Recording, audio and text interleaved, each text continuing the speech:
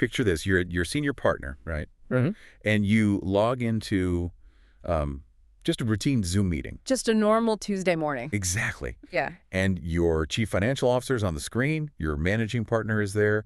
The background, their faces, their voices, it's all perfectly normal. Right. And they ask you to authorize an urgent wire transfer to close a massive deal. A standard operating procedure, so, you initiate the transfer. But none of the people on that screen were real. Yeah, that's the terrifying part. Every single one of them was an AI-generated digital ghost. So, welcome to our deep dive into the source material on the evolution of cybersecurity in the modern law practice. Thanks for having me. Today, our mission is to really understand how the front line of corporate defense has shifted, like, entirely. We're moving far beyond those poorly spelled email phishing scams from the early 2000s, Oh yeah, the prince asking for money. Right, and we're exploring how artificial intelligence is targeting the one vulnerability a firewall just can't patch, which is human perception. Which, is an incredibly critical pivot for the legal sector specifically. When you look at the architecture of a modern law practice, they are essentially holding the keys to the kingdom. Yeah, absolutely. We're talking repositories for undisclosed corporate mergers, highly sensitive intellectual property, fiercely contested divorce proceedings, and, millions of dollars just sitting idle in trust accounts. The stakes are astronomical. And the source material specifically, there are these frameworks provided by platforms like Mormax.net. It shows that mitigating these risks requires a complete shift in a firm's culture, not just like an update to your antivirus software. Exactly. It's a human problem now. Okay, let's unpack this, because I think the best place to start is by looking at the specific mechanism of that digital ghost scenario, which the industry calls the deep fake. Right. So to understand how hackers bypass these, billion-dollar IT infrastructures today, you really have to look at the underlying technology of voice and video synthesis. Previously, creating a credible audio clone of a human being required hours of clean, high-fidelity studio recordings. You had to feed this massive data set into an algorithm for it to understand the nuances of a specific vocal tract. Yeah, I always assumed it was this massive, computationally heavy Hollywood production kind of thing. It used to be. But the sources highlight how terrifyingly little data the current iteration of neural networks actually needs. Like, how little are we talking? A matter of seconds. Wow. Yeah. Today's artificial intelligence, it doesn't just record and playback. It actively maps the phonemes. Those are the distinct sounds that make up a language. And it models the physical characteristics of the speaker's vocal cords and mouth shape. That is wild. So if a hacker wants to impersonate a law partner or, say, a corporate executive, they literally just pull a 15-second clip from a firm's YouTube promo or a recorded CLE webinar or a podcast appearance. Oh, man. So anyone who has done a webinar is basically exposed. Pretty much. The AI analyzes the cadence, the pitch, the breath patterns, and it generates a dynamic vocal clone. The attacker types a sentence into a text box, and the software outputs the audio in the exact flawless voice of the target. So it's like digital identity theft on steroids. They aren't just stealing your credit card. They are wearing a flawless digital mask of your face and voice. That is a perfect way to put it. What's fascinating here is how this entirely shifts the burden of security. How so? Well, for decades, the enterprise security model was entirely structural. You build a thicker digital wall, you configure a stronger firewall, and you let the IT department filter out the malicious code before it reaches the end user, right? You gotta keep the bad guys outside the gate. Exactly. But an AI deepfake doesn't interact with your server architecture. It interacts directly with your ears. It exploits human biology and social trust. Wow. And let's look at the specific legal scenario outlined in the text, because it really illustrates how this is deployed in the wild. So you're managing a high-stakes M&A deal. High stress, lots of moving parts. Exactly. The pressure is already immense. Your phone rings, and it's the CEO of your corporate client. And the voice on the other end carries his exact tone, his specific regional accent, even his typical pacing. Right, and this CEO tells you the deal timeline has collapsed and is closing early. He instructs a $500,000 wire transfer from the trust account to a newly established escrow routing number. Which, in the middle of a chaotic deal, isn't totally unheard of. Exactly. Given the context of the deal, the request logically tracks. You recognize the voice, you recognize the urgency, and you initiate the transfer. And you just handed $500,000 to a hacker operating a text-to-speech interface from a basement halfway across the world. And it goes beyond just audio on a phone call. The source text details a staggering real-world example from 2024. Oh, right, the Hong Kong case. Yeah, a finance worker in Hong Kong was targeted with the exact Zoom scenario we opened the show with. They logged into a video conference, saw their CFO and colleagues, and were tricked into paying out $25 million. $25 million. Unbelievable. The attackers used AI not just to clone voices, but to map the digital faces onto their own physical movements in real time, responding naturally to the workers' questions. So it's an actual conversation. Because visual and audio deception has basically crossed the uncanny valley and is now virtually perfect, the attack vector fundamentally changes from deploying code to deploying psychology. Exactly. Once an attacker knows they can perfectly sound like an authority figure, they combine that technology with traditional emotional manipulation. Which introduces us to vishing. That's with a V, the audio equivalent of email phishing. Right. Rather than hiding behind a spoofed email address, the attacker weaponizes the phone. And the core of a successful vishing attack isn't just the voice disguise, it is the deliberate manufacturing of a crisis. Yeah, the sources spent a lot of time on this concept of urgency. Why is manufacturing a state of panic such a necessary component for the hacker? It really comes down to basic neurobiology. When a person is calm, their prefrontal cortex, that's the logical, analytical part of the brain, is in control. Okay, so they're thinking clearly. Right. If someone asks for a password out of the blue, your prefrontal cortex flags it as a violation of protocol. But when you are presented with an immediate severe threat, your brain experiences an amygdala hijack. An amygdala hijack. Yes. The amygdala, which is our threat response center, basically takes over and suppresses the logical prefrontal cortex. The hacker is intentionally triggering your fight or flight response, so you literally cannot access the part of your brain that remembers the firm's security policies. That is terrifying. Think about your own firm for a second. The scenario in the text places an associate at their desk late at night. They are exhausted, pushing to finish a brief. Their cell phone rings, and the caller ID has been spoofed to read Firm IT Help Desk. Right, and the caller immediately introduces the manufactured crisis. They say, "We are seeing a critical active breach attempt on your document management account right now. The hackers are downloading client files." Instant panic. Exactly. Then they say, "I need to lock them out immediately, but I need your verification. I just pushed a 6-digit code to your phone. Read it back to me so I can terminate their connection." And the associate looks down. There's a text with a 6-digit code. Their heart is pounding because they think they are the epicenter of a massive data breach. They want to be helpful. They want to stop the bleeding. So they read the code aloud to the IT guy. But in reality, the attacker had already managed to harvest the associate's username and password, maybe from an old breach on a different website where the associate reused the same password. Sure, happens all the time. So the attacker is trying to log into the firm's network but hit the security roadblock. Two-factor authentication. The attacker triggered the 2FA text, called the associate, and used the manufactured panic to get the associate to hand over the key. Wait, so as I'm understanding this correctly, the very tool designed to keep us safe, two-factor authentication, is actually becoming the weapon they use to break in, simply because they manufactured a state of panic. Yes, exactly. The tool itself functions perfectly. It successfully blocked the hacker. But the hacker realized they didn't need to hack the software. They just needed to hack the human operating the software. By framing the security code as the solution to a fake crisis. Exactly. The attacker flips the user's instinct to protect the firm into the exact action that compromises it. But attackers quickly realized a flaw in phone calls, right? I mean, people are increasingly screening unknown numbers, and honestly, younger associates often despise talking on the phone altogether. Oh, absolutely. Getting someone to answer a phone call is getting harder. So to bypass this, the hackers had to find a screen you still instinctively trust and check constantly. Which brings us to their next pivot. Text messages. We call this smishing, or SMS phishing, and it's so effective because lawyers are incredibly mobile. They are running between courtrooms, jumping on flights for depositions, glancing at their phones in elevators. Right. In those transitional moments, checking a text message is often the only bandwidth they have. And the psychological quirk here is fascinating.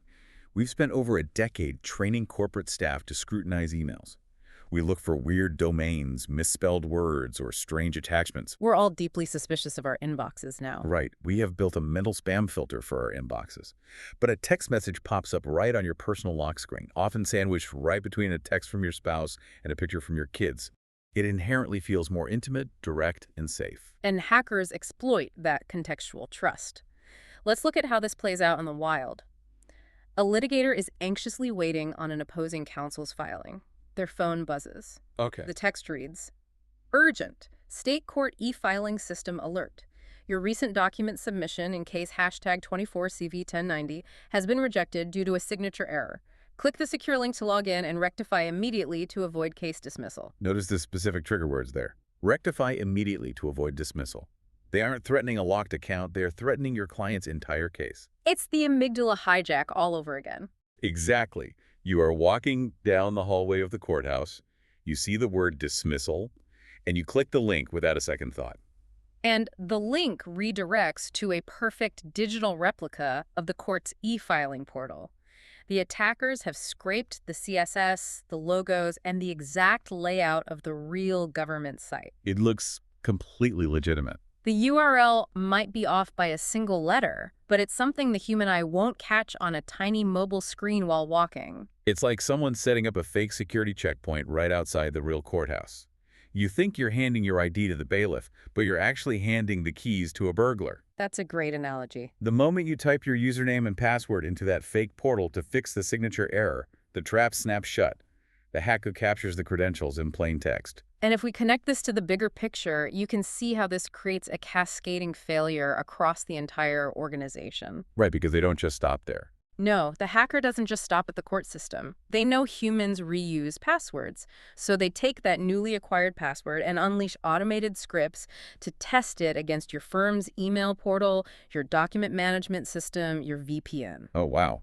So one compromised password from a hurried text message in the hallway becomes a firm-wide vulnerability. Exactly. And once they are inside your email network, they sit quietly, they monitor your conversations, learn the internal billing workflows, study how the managing partner speaks, and then they launch an even more devastating, highly targeted deepfake attack right from the inside. So we have painted a landscape where our screens are actively lying to us. We have AI flawlessly cloning executives, fake IT departments turning our own security protocols against us, and counterfeit court systems living inside our text messages. It sounds pretty bleak when you lay it all out like that. It really does. Yeah. When the technology attacking us is this sophisticated and personalized, how does a law practice actually fight back? Well, this is where the source material pivots from diagnosing the pathology to prescribing the cure. And the most encouraging takeaway is that you do not need an advanced degree in computer science to protect your infrastructure. That's a relief. The ultimate defense against these specific vectors isn't technical, it's behavioral. It relies on institutional skepticism, rigid protocol, and constant training. Okay, let's explore the practical solutions outlined in the defense playbook. The first, and arguably the most critical structural change a firm can make, is mandating out-of-band verification. Right. Out-of-band verification simply means verifying a request through a completely different communication channel than the one where the request originated. Why does this work so well? Because attackers rarely control multiple disparate networks simultaneously. They might be able to spoof a phone number or compromise an email thread, but they likely do not control the client's actual cellular device. Got it. So, if you receive an urgent request to change wire instructions via email, you do not reply to the email. You close the laptop, pick up your phone, dial the trusted number you already have on file for that client, and verify it verbally. Exactly. And if the client calls you on the phone demanding an urgent transfer, you hang up, initiate a secure video call, or require them to log into the firm's secure client portal to approve it. You break the chain of communication. You force a channel switch. Okay. And the second best practice establishes an additional layer of friction for high-stakes movements, code words. Yes. At the inception of the attorney-client relationship, especially for high-net-worth individuals or major corporate transactions, the firm establishes a verbal passphrase. So what does this all mean? I have to push back a little on some of this, practically speaking. Sure. Implementing secret code words for clients, it sounds almost like a spy movie. Mm-hmm. Is that really something everyday law practices can easily enforce without annoying their clients? I can just imagine a real estate developer rolling his eyes because his lawyer is asking for a secret password just to move his own money out of escrow. It is a valid concern, and it's a very natural hesitation for attorneys who are deeply trained to prioritize seamless client service. Friction feels like bad customer service, right? Exactly. But the strategy is all in the framing. You have to present these protocols not as an administrative hurdle, but as an essential premium evolution of the firm's security culture. How do you pitch that? You sit down with that real estate developer and say, we are implementing a dual verification code word system because sophisticated AI cloning networks are currently targeting escrow accounts in our sector. We are building a fortress around your liquidity. Ah.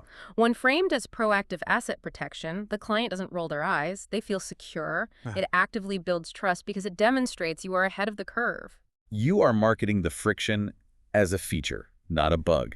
That changes the dynamic completely. Exactly. Okay, the third practice goes straight back to countering that amygdala hijack we discussed earlier. Train your people to slow down. Because hackers weaponize urgency, your defense must weaponize time. You have to culturally empower your staff to take a breath. Legitimate institutions, whether it is a federal court, a major bank, or a legitimate IT vendor, rarely force immediate catastrophic consequences on the spot without prior notice. Right. If the voice on the phone says, do this now or the firm will be sued, that is the primary indicator of a breach attempt. Precisely. Slowing down defeats the hijack. And the fourth rule is so fundamental, it should be coded into the firm's internal screensavers. Never share 2FA codes. You have to explicitly educate every partner, every associate, and every paralegal on the exact mechanics of two-factor authentication. A legitimate IT department or software vendor already has administrative access to their own systems. Right, they don't need your code. Exactly. They will never, ever call you and ask you to read a verification code out loud. If a human being is asking you for the code, they are the hacker. Full stop. Full stop. Finally, the fifth practice ties all of this together. Update firm policies. You cannot rely on common sense. You must formalize these rules into strict, fireable offenses. Wire instructions simply cannot be changed based solely on an email or a phone call. And this formalized protocol isn't just about preserving the firm's financial health. It is a strict ethical imperative. The source text actually anchors this discussion in the rules of professional conduct. Really? Like the ABA rules? Yes. Under American Bar Association Model Rule 1.6c, a lawyer must make reasonable efforts to prevent the inadvertent or unauthorized disclosure of or unauthorized access to information relating to the representation of a client. But the definition of reasonable efforts is a moving target, right? Like in 2010, reasonable efforts meant having a password in a locked filing cabinet. Exactly. But today, the standard of care is entirely different. It means recognizing that the person on the other end of the phone, even if they sound identically like your managing partner or your top client, even if they reference a real case file, might just be an algorithm. The underlying takeaway from all these sources is this profound irony. The human element is widely considered a firm's greatest vulnerability. Right, the weakest link. The attackers know they can't easily break the sophisticated cryptography of the firewall, so they bypass it to trick the flawed human operating the keyboard. But when armed with the right protocols, that exact same human element becomes the ultimate impenetrable firewall. Well said. A well-trained, skeptical associate who feels empowered to pause, hang up the phone, and independently verify an urgent request is a security system that no artificial intelligence can bypass. It all comes down to maintaining a culture of vigilance. You have to verify the reality of the screen in front of you and ensure your firm's internal training evolves at the exact same velocity as the threats outside it. Because the threats will not remain static. The technology we discussed today is already available to anyone with an internet connection. Which leaves us with a deeply provocative final thought for you to ponder as we wrap up today's deep dive. We spent the last several minutes analyzing how artificial intelligence can perfectly clone voices and faces to trick human beings in one-on-one, highly targeted manual attacks. Right. But what happens when hackers inevitably step away from the keyboard and deploy autonomous AI agents to conduct these attacks on their behalf? It shifts from a targeted sniper attack to a persistent automated siege. Imagine a swarm of untiring software programs probing your firm's entire directory simultaneously. They are initiating personalized phishing calls to the partners and deploying contextual smishing text to the paralegals 24 hours a day, 7 days a week. Just constantly testing the perimeter. And the AI is analyzing the tone of your voice on the phone in real time. Instantly adapt its emotional manipulation tactics if it senses you're becoming suspicious. How do you prepare a human workforce to outsmart an adversary that never sleeps, never gets tired, and learns from every single failed attempt? It requires a paradigm shift we are only just beginning to understand. We are entirely past the days of breaking the lock on the bank vault door. The thief is standing right in front of you, wearing a perfectly familiar face, manufacturing a crisis, and waiting to see if you will just hand over the keys. Keep your guard up, trust your protocols, and we'll see you on the next deep dive.